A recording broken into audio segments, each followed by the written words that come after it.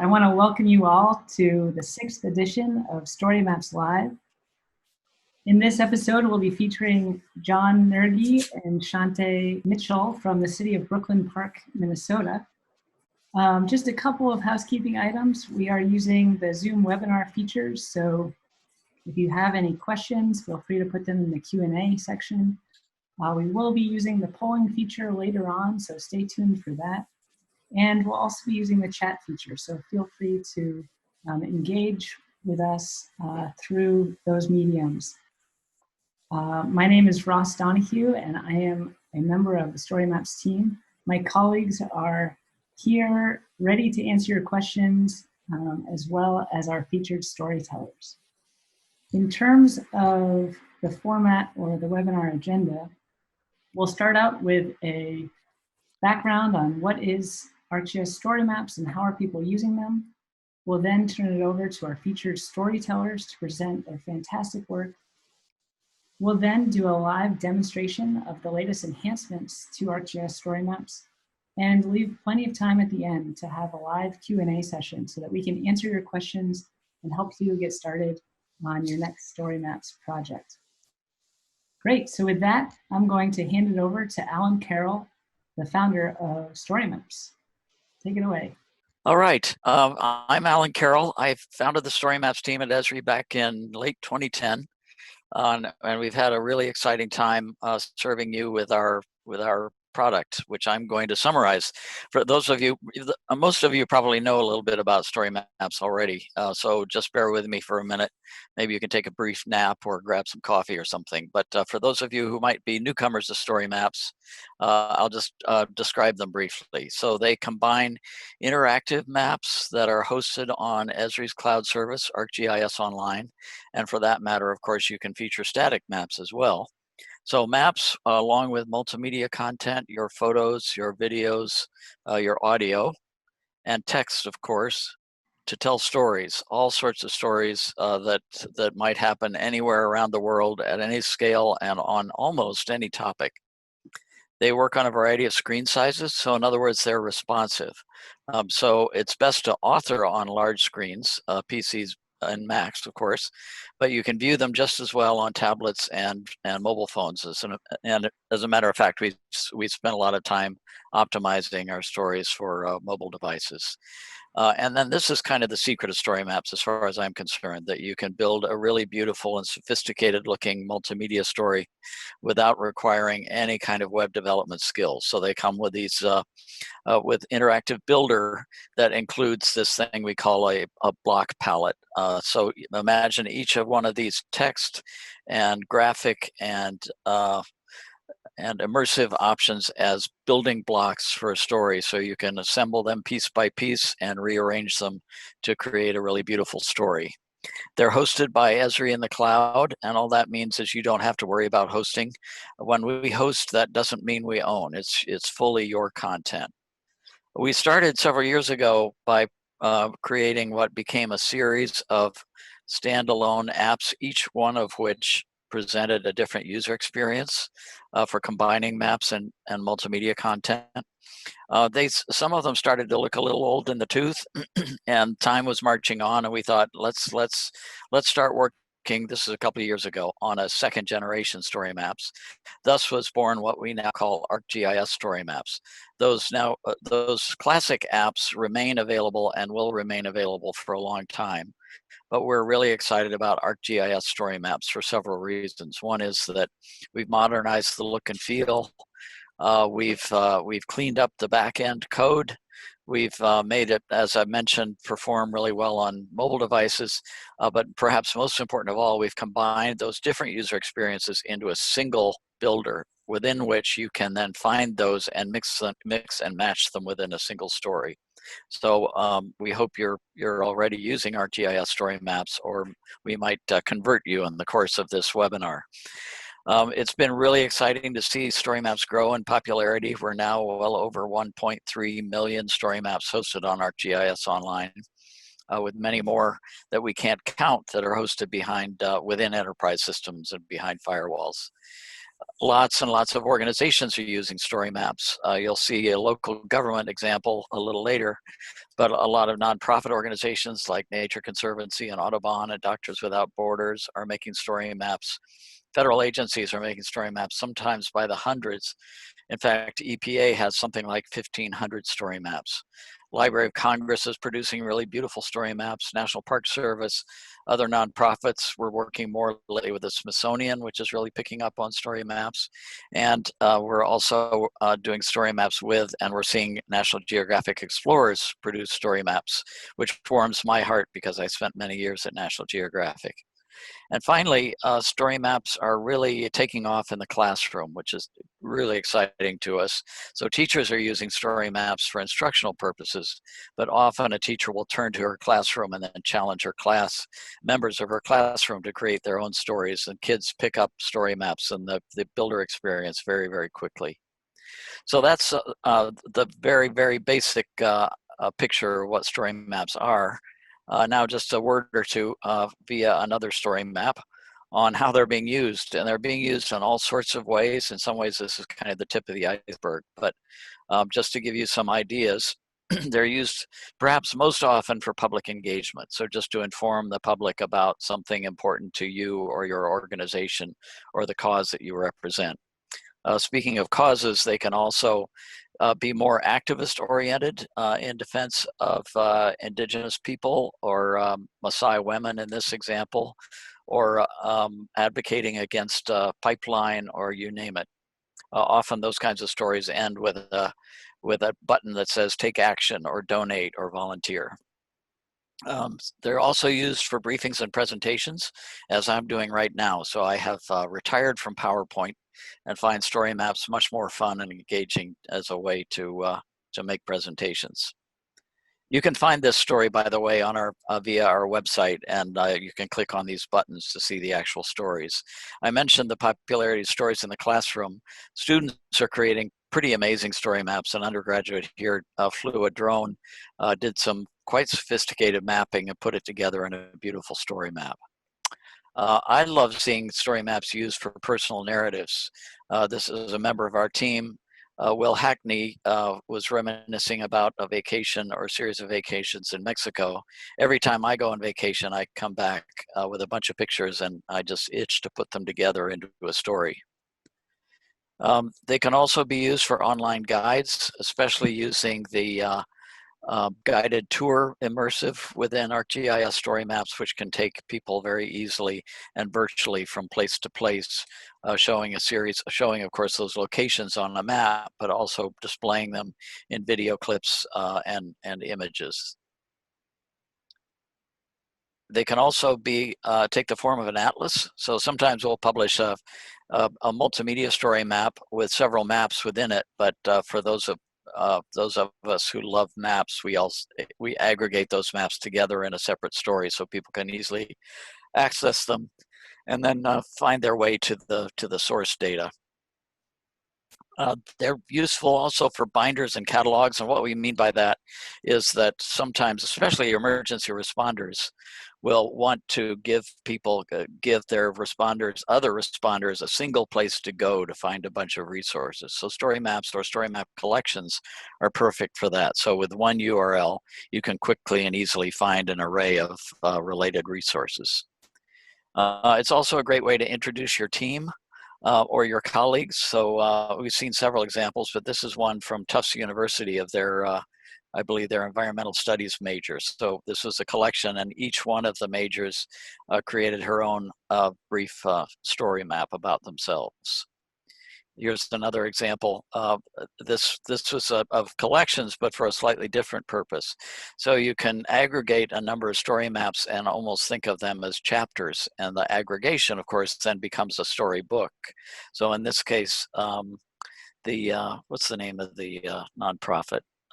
Anyway, a small marine nonprofit, Oceans nonprofit, put together a collection of their so-called hope spots. These are protected areas or areas of biodiversity importance within the oceans.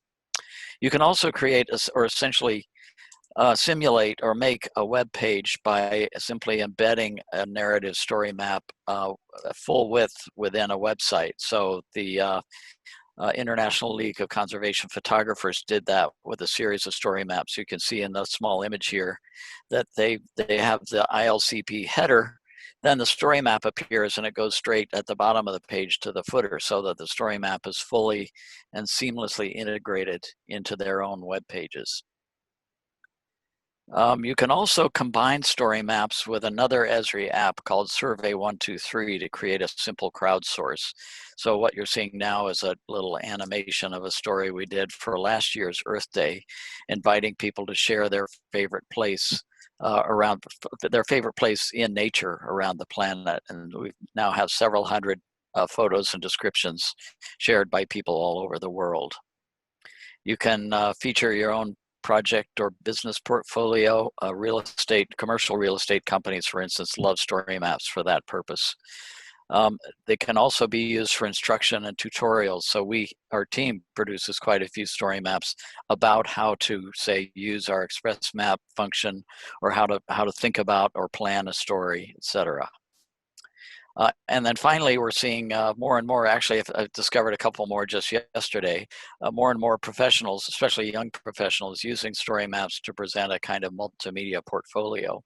So Amanda Huber, who actually is a fellow Minnesotan, for those of you who are participating from Minnesota, put together this online resume, and now she is gainfully employed somewhere in the Minneapolis area. So that's just kind of tip of the iceberg, but that gives you a sense of the many, many uses of story maps. And with that, I'm going to stop my share and turn it back over to Ross. Thanks. Thanks a lot, Alan.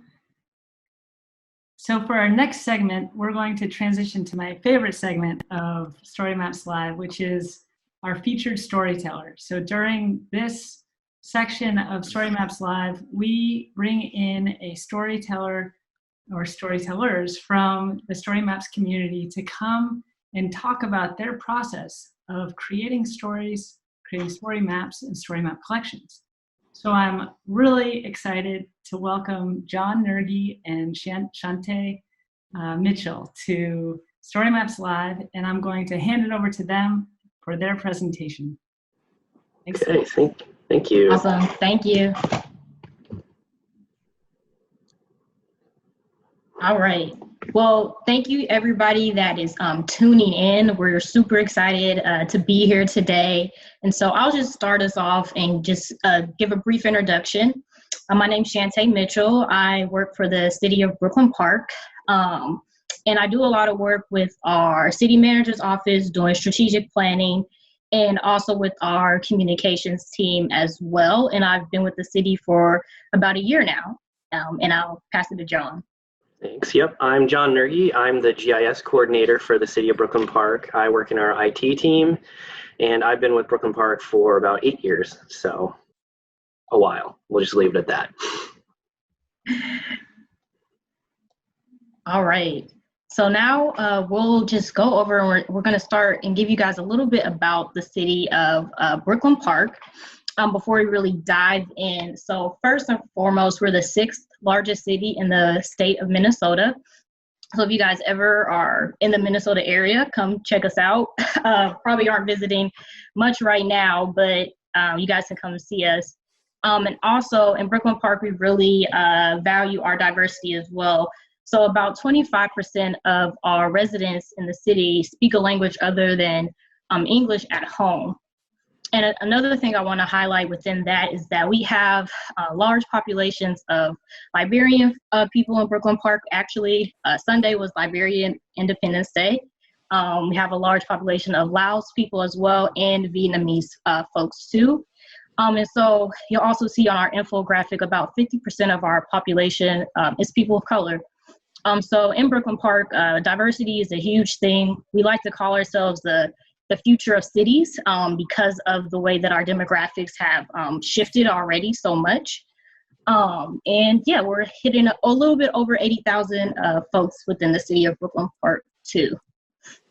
And so now we'll just transition and talk a little bit more about Brooklyn Park 2025, which is what you guys are here for. You're going to see about our StoryMaps collection.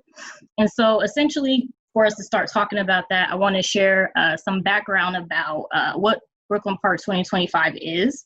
And essentially, it was a huge community engagement effort with the city. And so we sought out and gathered information from over 1,000 residents within our city at different community centers and at different events to get their feedback about what they wanted their city to look like for the future. And so we got all that data, we got all that information, and then we had that analyzed by a consultant.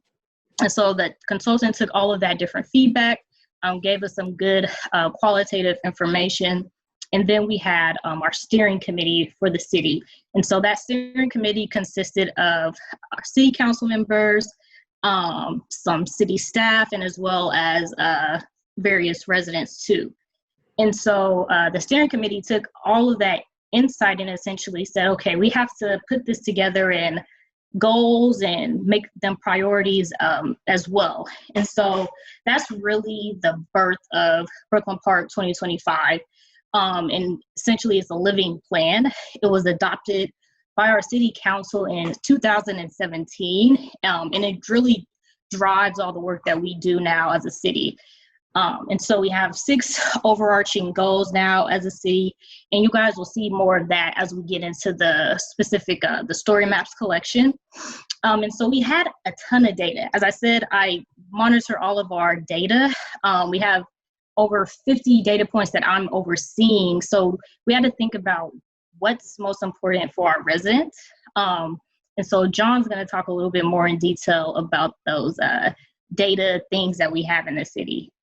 Yeah, so for other GIS pros and other data analysts who are on the webinar today, you know that the problem we really struggle with is not that there's not enough data out there; it's that there's so much. It's hard to figure out how to make meaning out of that. So this image here is just a snippet of some of those data indicators Chanté mentioned, and she and I work with data all the time, and we have a hard time looking at data like this and gleaning any meaning out of it. So we kind of knew we can't put this information out just like this on our website. Like, yeah, we would be technically being transparent because we're sharing this information, but we wouldn't be making that information accessible.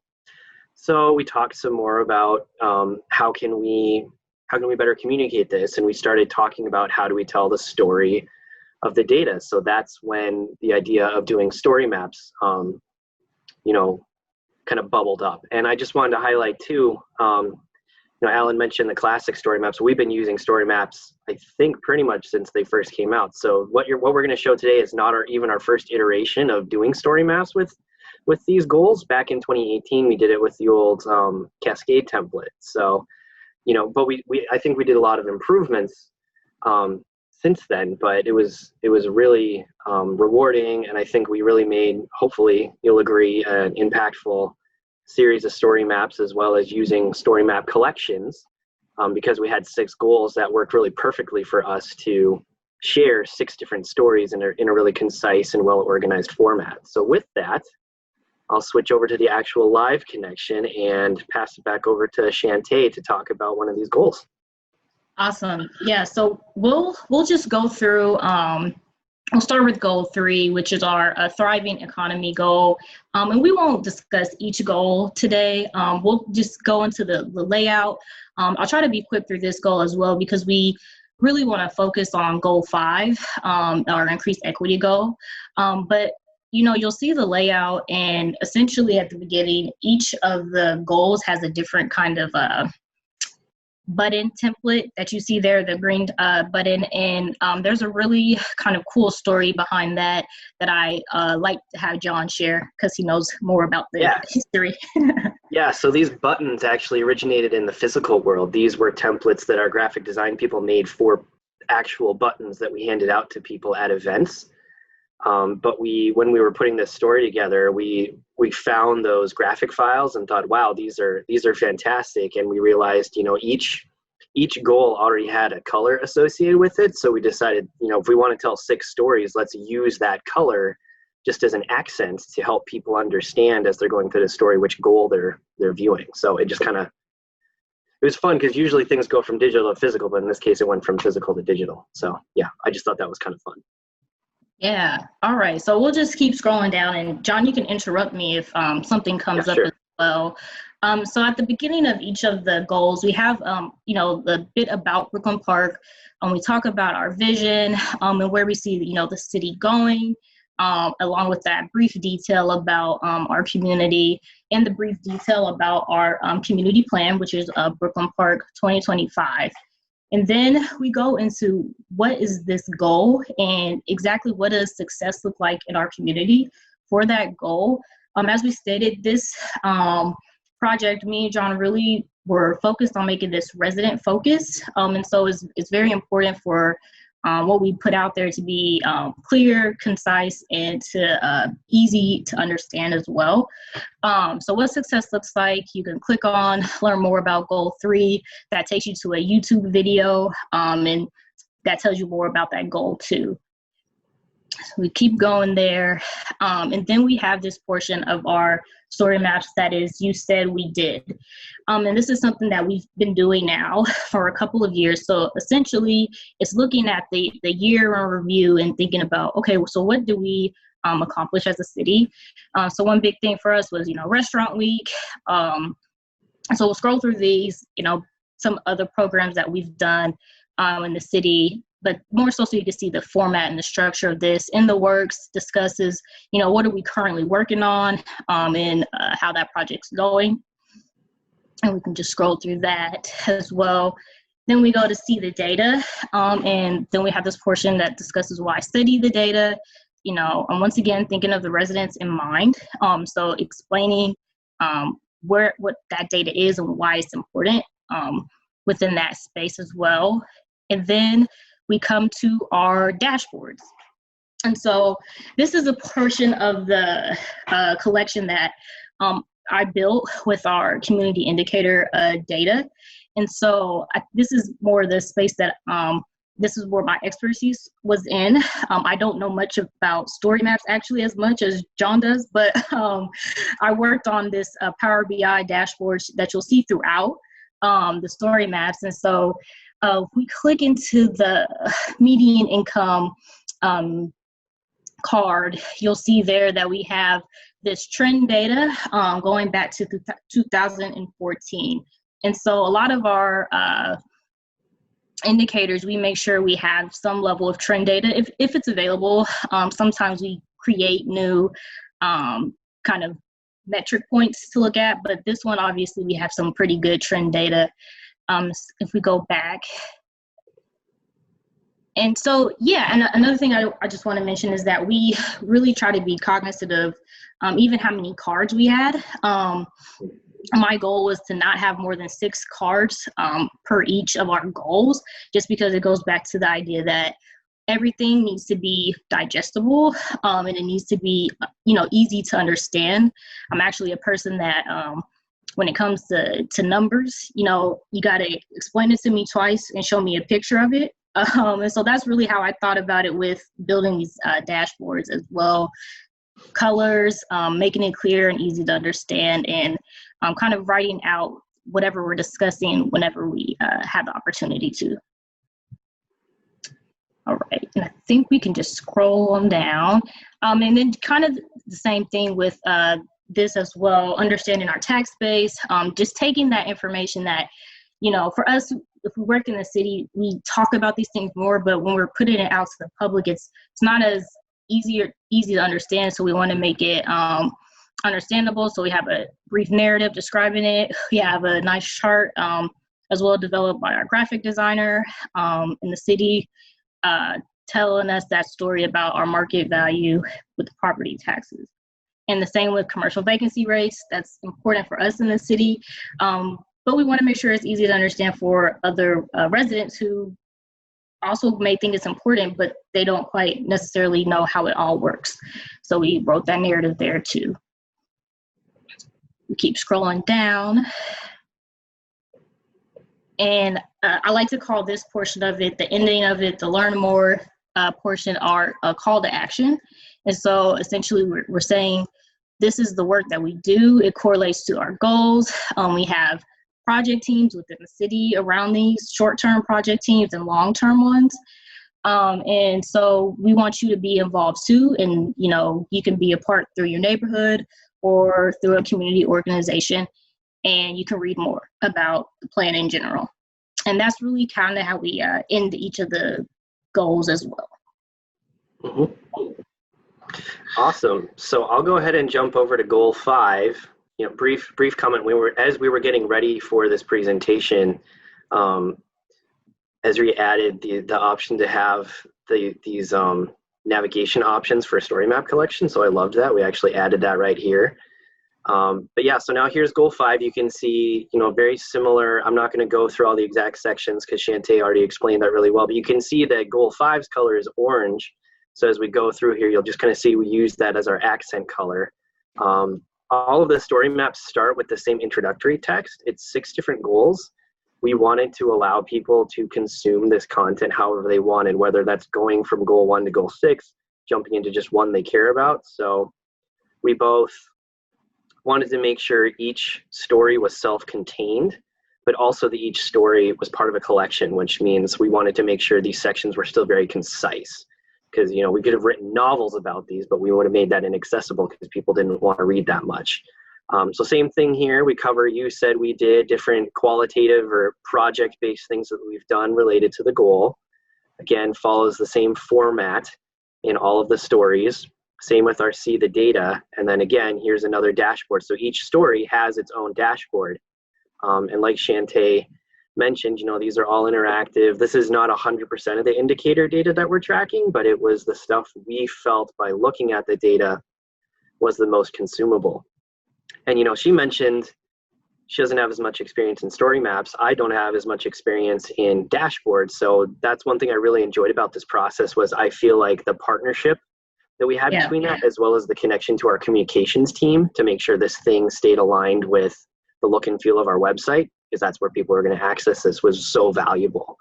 But yeah, I just really love the work that Chanté here did to make this content so consumable, because here's 4 data points, really easy to quickly digest. But if you want more information, in particular for increased equity, you know, if we dive into educational attainment, she's broken that down really well. And Chanté, I'll bounce it back over to you since you built these.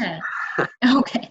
Yeah. So, you know, with goal 5 in particular, this is really one of the areas, you know, you'll see a lot in general. When you talk about equity, there's many different ways to talk about it, right? And so for us as a city, we're always just thinking about what are we really focusing on at the moment. For us, it's a lot of our we look at it from the lens of like our partnerships with the community. But a big indicator for us is looking at, you know, high school graduation rates and what that looks like from year to year. If we go back, let's go look at unemployment, for example. This is one of my, I would say, favorite charts, just because unemployment is one of those things that we often hear that folks care about and they want to know, particularly by race within the community. And so we have it here. We have it broke up by American Indian, Black and white, but then also the specific rate within Brooklyn Park. And then also on this one, we have it broke up, you know, by Asian and Hispanic as well.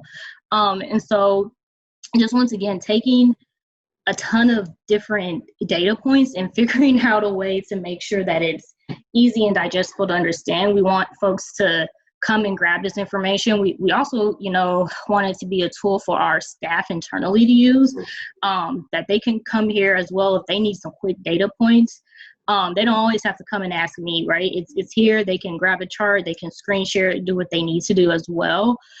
So we just try to think about all the different uses for this information. And particularly in this dashboard, we drill down pretty far. I think if we go to like homeowners, you know, you could drill down as far as you want, or if you don't want to go that far down the rabbit hole of data, you don't have to either. And so it's just kind of telling that story of, you know, there's a lot of data and we kind of have to, for us, be smart about which areas do we want to highlight the most data. And increased equity was kind of one of those spaces where we know it's a bit better for us to have more information available than not enough. But if you don't want to go that far, you don't have to either. So. Yeah. And I know, one thing we want to highlight too just is, increased equity is one of our specific goals, but we wanted to also make clear that equity is a component of all of our goals. But because this one is so centrally focused, that's why we really went deeper as well. If I keep scrolling here, this is also our story map in the collection that features any actual maps. So, the same thing that Chanté was talking about, we really tried to think about who's our target audience, which is residents, our community, people who probably don't deal with data every day. So we wanted to provide some of that contextual information. So instead of just saying the median household income in Brooklyn Park is $73,000, we provided some context. We grabbed the numbers for different geographies to put that into context. We talked a little bit, again, not too much, but just a little bit about essential costs versus expendable income, just to try to make people understand that, this number alone doesn't tell you a lot about equity, but it's a component that we want to highlight. And then a couple of maps just to show some indicators that we know vary quite a bit in Brooklyn Park. These are our city neighborhoods that we grab data from community analyst for. And then if you click on any of the neighborhoods, this is kind of the most granular you get in any of the stories, is you can get those values. We're using just a little bit of arcade code to populate those as well, in case anybody's curious to say above average versus below average. And then we did the same treatment for home ownership.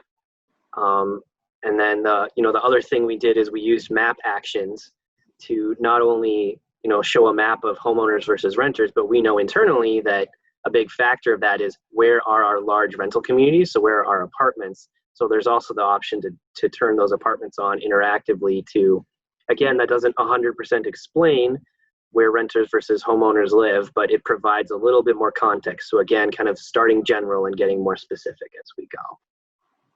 Then we end with the same call to action, and at the end of all the story maps as well, we list the, hopefully you saw in the dashboards. We can jump back up to that when we talk a little more too. Listing the sources everywhere, but anything that people have access to. We also were thinking about the potential audiences, universities or citizen scientists. So we also wanted to say, if you want to dig into this data deeper, or better yet, dig into deeper with us, here's the sources that you can go, here's the Minnesota Department of Education, here's, of course, data.census.gov to go and grab that data yourself. But yeah, that's kind of the general flow of the story maps. I'm going to kind of just pause on the dashboard because I think that's, hang on one sec here, the most interesting part of the story.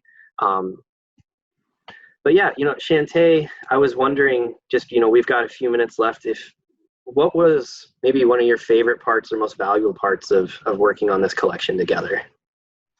Yeah, I would say really the collaboration. I think that we wouldn't have created as good of a product had we not worked together. And so, this was an iterative process. And initially, I think I just had about, maybe like 4 dashboards done, and I was like, let's see, we got to figure out how to make this all come together. And I had reached out to John, and I was like, hey, can you help me work on this? And just figure out a way to put all of this information together. Because our goal was to really just, we had kind of story maps in one place, and we had some dashboards in another place and some stuff on the webpage. And so we were thinking, okay, let's put this all together and let's just kind of go with the flow, see how it looks, what looks the best. We had our, graphic designer as well, who helped us with finding photos. So we all were just in our team's chat, just bouncing ideas and putting stuff together and saying this looks good or no, this doesn't look as good. And it just kind of flowed that way. So I think that was definitely my favorite part, the collaboration. Yeah, I totally agree with that. It was a really fun project to work on together. And yeah, for anybody, building 6 story maps is not something you just sit down and do. I will share that we did it very iteratively, which I really love about ArcGIS StoryMaps, is it's so easy to make a few changes, publish, share it again. So instead of me building the whole thing and then showing it to Chanté, It avoided a lot of rework. But the other thing we did is we really built the first story map near to completion until we felt pretty good about the flow so that we could then duplicate it, which was nice because then at the end when we were polishing, if we wanted to make one change to the text, I had to make that change 6 times. So we waited as long as possible to get there. I think the other thing I really enjoyed that was really, I think, informed by the dashboards that you built, Chanté, is just the thinking about the flow of information. You know, thinking of that if you are if you do any reading on like writing articles or things like that, you might have heard of the like bite snack meal model or the going from general to specific. And I think your dashboards do an awesome job of that. And we tried to model that with the story map, which is why we start very general about Brooklyn Park. We get more specific about the goal, we get more specific about the projects, and then finally we get really specific about the data. So I think we tried to think really intentionally just about the flow of that information as well. But yeah, I think, you know, so far it seems like we've had some pretty positive feedback on it. I agree. I agree. I think we've had really good feedback so far. And I think another thing that I really love about like just this process that we have in general in Brooklyn Park is that we try to really engage and inform, you know, the decisions we make with the residents. And so just as we have this up, you know, and once we're able to do more with the public engaging wise, I would love to be able to, you know, for us to like go to different events and like put this in front of people and to say, hey, like, is this, you know, helping you? Is this easy to navigate?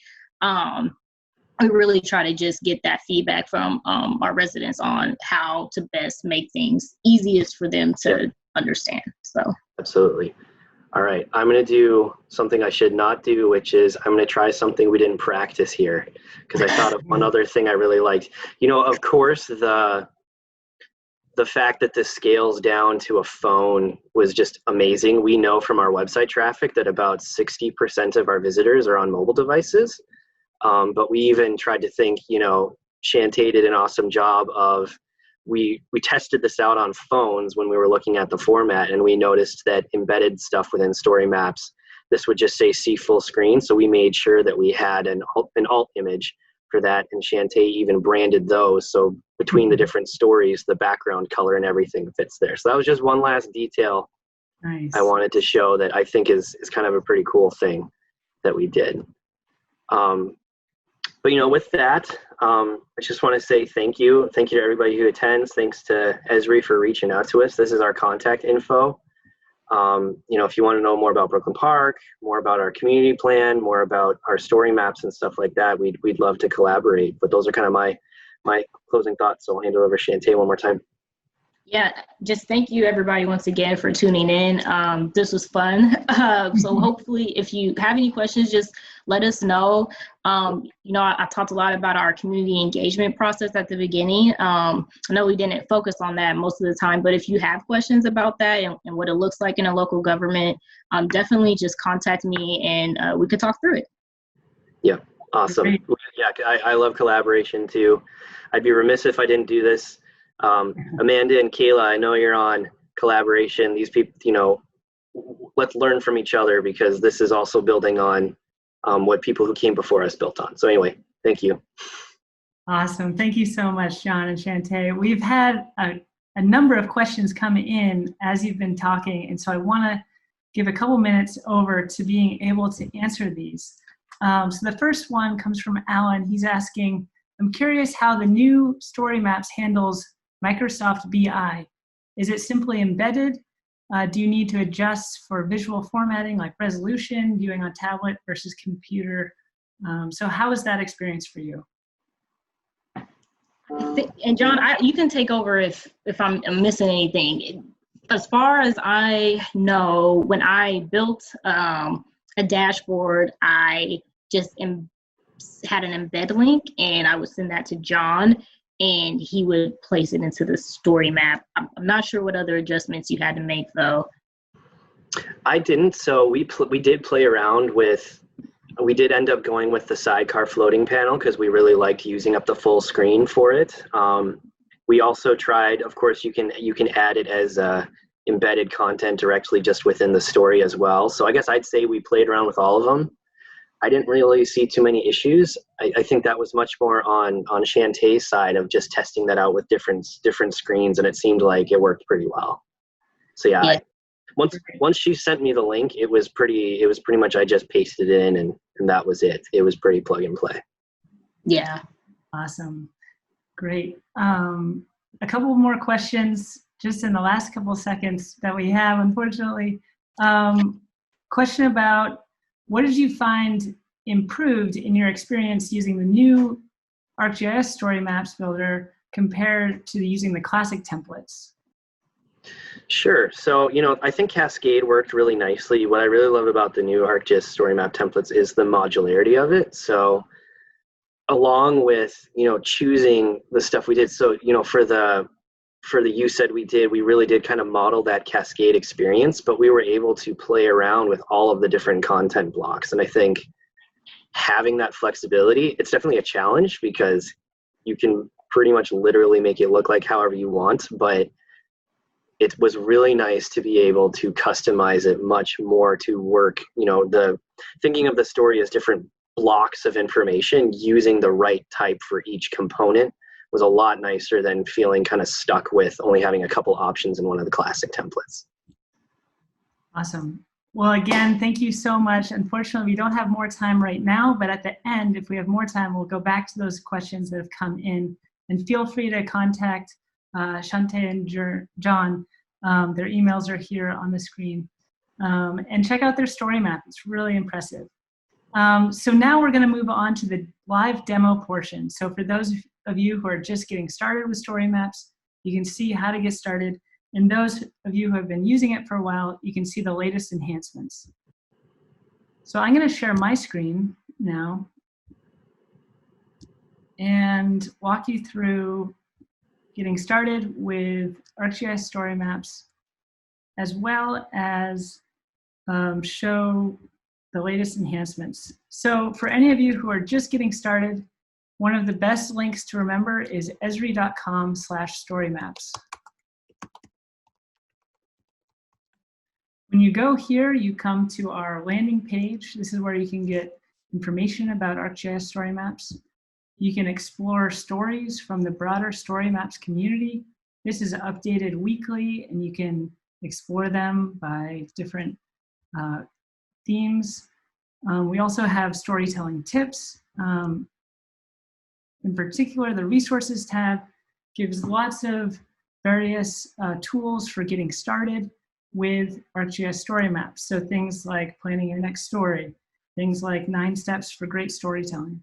I highly recommend checking this out as you get started using StoryMaps, or if you have been using StoryMaps, come back, take a look. There might be some tips and tricks that could be helpful. If you want to get started with the builder, you just click Launch ArcGIS StoryMaps. I'm already logged in, but it will typically prompt you to log in, and then you can simply go to New Story, and you get access to the builder. And this is where you assemble your story map. So it's very easy to get started. So you can add text really easily. You can add a background image or video. And really how you make a story map is you assemble these different blocks of content. We've got text blocks, we've got different graphic elements, we've got multimedia content, and then these immersive blocks and content. So I'm not gonna spend a lot of time on that because I wanna jump to what's new in these latest enhancements. I've assembled a story map that actually walks through a couple of the top enhancements that we wanna make sure that you know about. There's also a blog post that we'll put in the chat window where you can get an exhaustive list of all of the latest enhancements that have come in July. For right now, we'll just go through a couple of the main ones. So one of the features that was talked about by John and Chanté was the collections. So collections are where you combine multiple story maps into one group of stories. So what we've done is, instead of just having one navigation option, you now have a compact, a tabbed, and a bulleted option. So this is an example of that, that tabbed option, and the one that John and Chanté were showing uses that as well. So let's just take a closer look. Here I am in my stories section. I can go to collections here, and this is where you create a new collection. To do that, you simply just click New Collection, and you add stories to that collection, and you can put a title, and you can preview that, or you can go now to this design option where you have the option to have a tabbed layout or a bolded layout. In the tabbed layout, you can select it and then go to preview, and you're able to see in your story how there's these different tabs that link to a bunch of different story maps in them. At any point, you can go in and change that or edit it to be different. If I wanted bolded list, it looks kind of like this.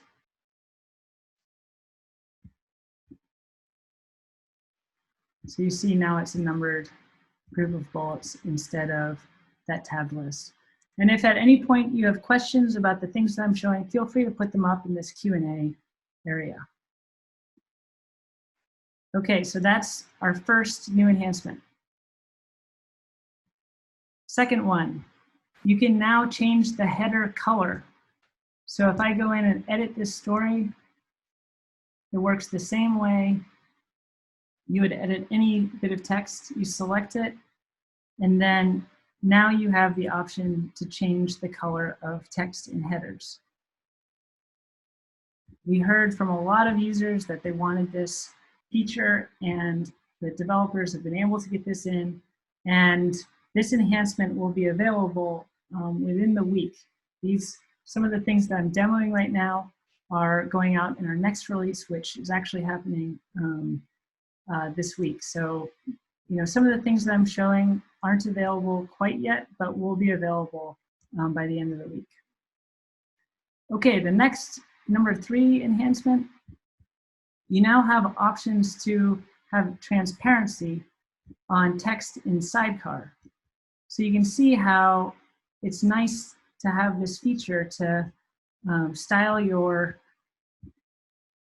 text when it's on a background, whether it's a map or on an image.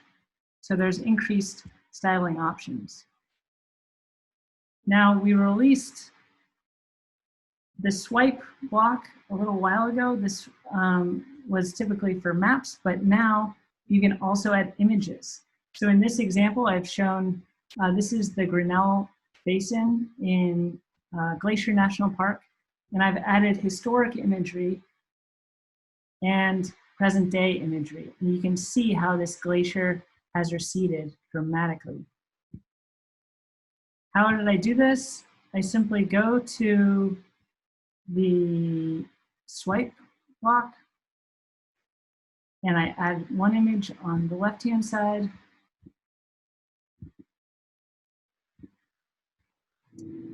Let's go with this one from 1936.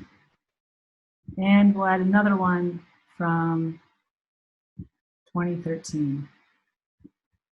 And so in just a couple minutes, you can have a really compelling piece of media to show change over time. Before, we showed how you can use this with maps, and it's still super relevant for maps as well, but now we have that added feature of imagery. Okay, this is a really powerful new feature, and this will be, like I said, available later this week when the latest release goes out. So what you can do now is get simple embed code for a story or collection that's automatically created for you.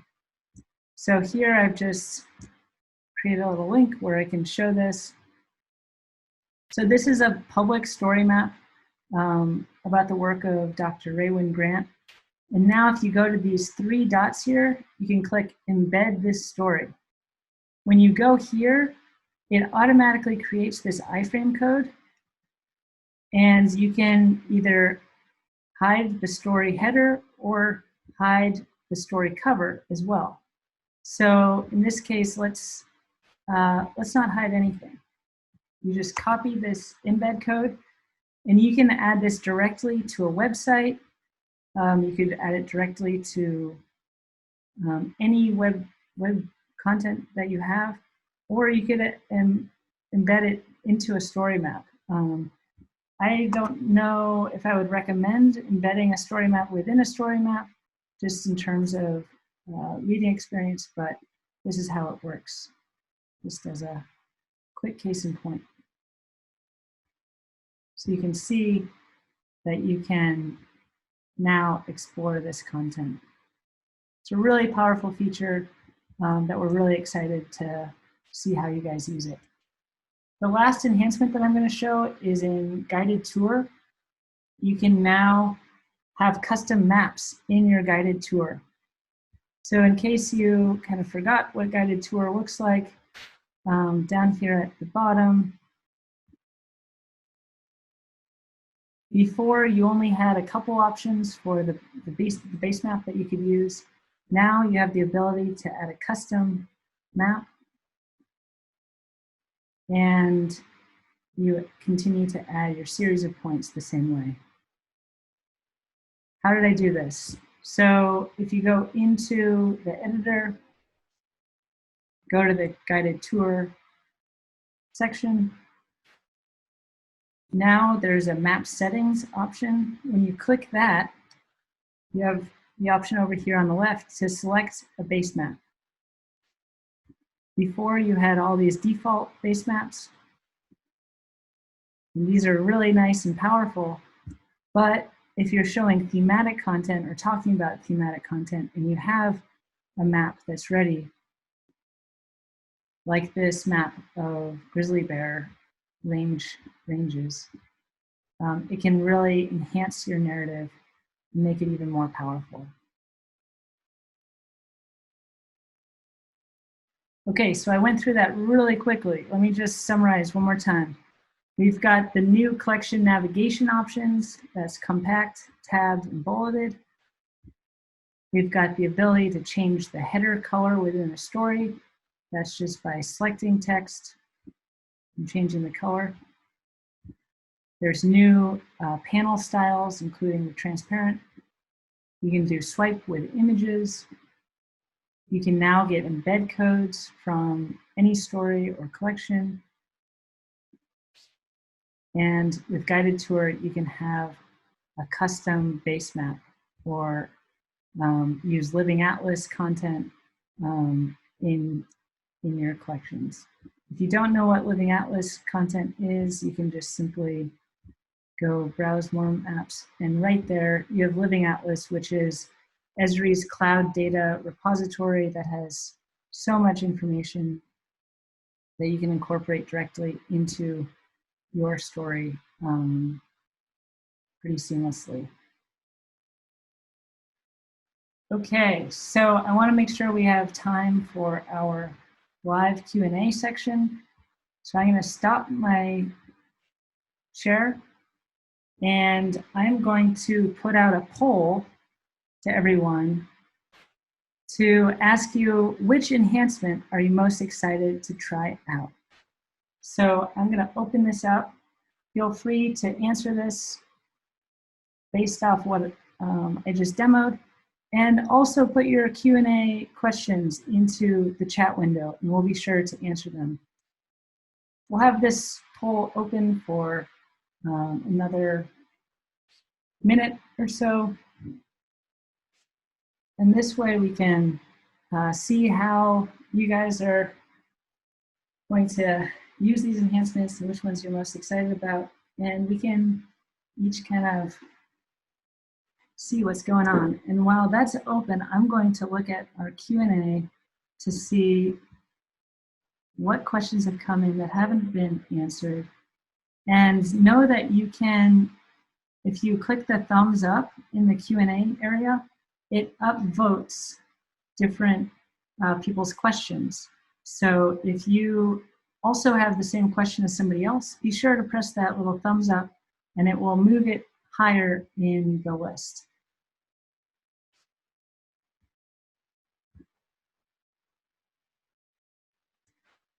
Okay, I'm going to end the poll and I'm going to share the results with everyone. And so you can see which enhancements people are most excited about. Okay, 29% new collection navigation options. Cool. That's really exciting. As you know, we're continuing to make new enhancements. If you have features that you want to see, feel free to put that in the chat window. If you have questions, feel free to put that in the Q&A area. Okay. So the top question right now is, are you tracking the number of views? I think that one was for John and Chanté. Are you guys using Google Analytics to track usage on your story? Not currently, but I have been watching just through the actual ArcGIS Online items. I can look at number of views. So I did see that question pop up, and I can tell you at least the whole collection over the last 30 days has been viewed about 500 times. So I don't know the numbers for the individual stories, but yeah. Awesome, thanks. Another question for you guys. Do you have recommendations for books, sites, or other places for creating narrative content? Yeah, so I saw that question. I was really thinking about it. I think I can't say a recommendation. John, you may have one. In terms of at least the content that we created, the process really, for me, is working with our directors for each of our departments and like checking in with them and seeing what projects are going on. And with me working in our communications team as well, that helps a lot for me to stay informed.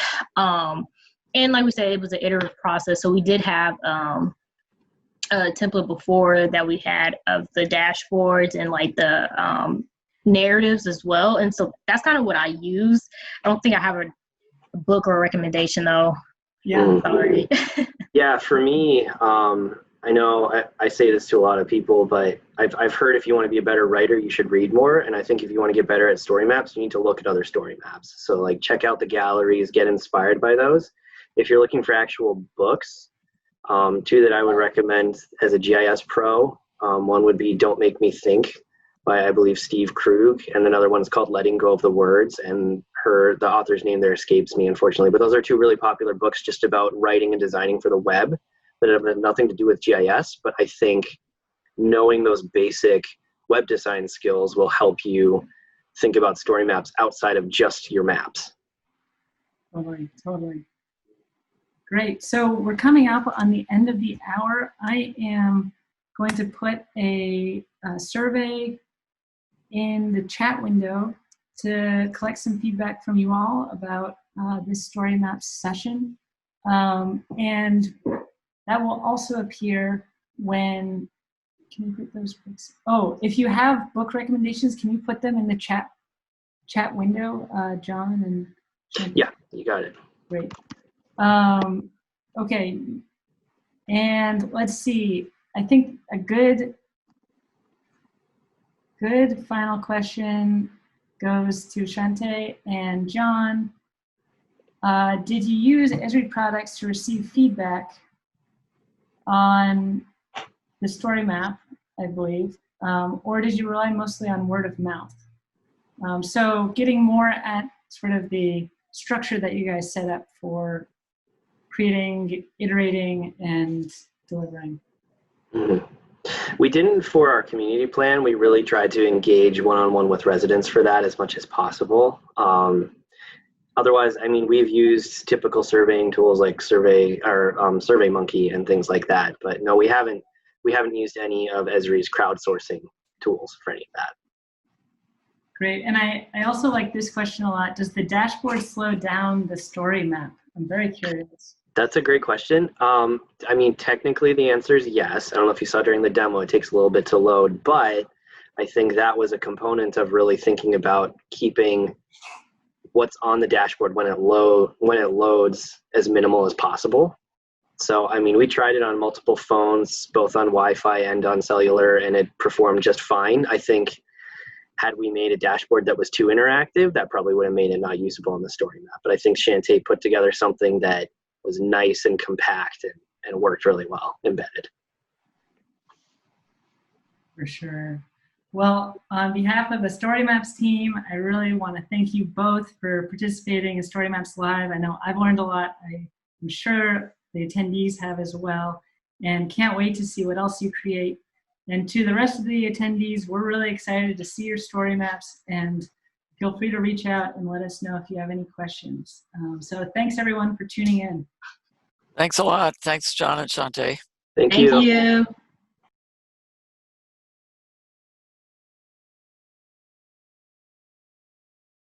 you.